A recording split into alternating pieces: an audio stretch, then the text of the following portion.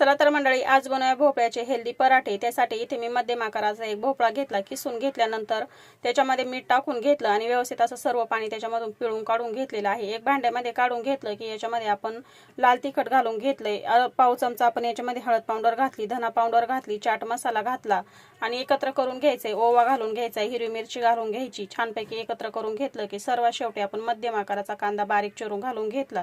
2 cup गव्हाचं पीठ घ्यायचं, त्याच्यामध्ये 4 चमचे बेसन पीठ घालून घेतलंय, म्हणजे पराठे खूप छान असे खुसखुशीत होतात। चवीनुसार मीठ घालून घेतलेलं आहे आणि आपण पुरणाचा जसा उंडा बनवून घेतो त्या पद्धतीने आपण उंडा बनवून घेतला। याच्यावरती कोरडं पीठ घालून घ्यायचं आणि छानपैकी पराठा आपल्याला मध्यम आकाराचा लाटून घ्यायचा आहे। बघा, या पद्धतीने पराठा इथे मी लाटून घेतलाय। तव्यावरती घालून घेतला की दोन्ही साईडनी मस्त खमंग असा भाजून घ्यायचा आहे।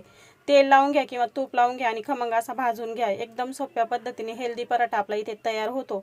तर अशा पद्धतीने पराठे नक्की बनवा। व्हिडिओ बघितल्याबद्दल अगदी मनापासून सर्वांना धन्यवाद।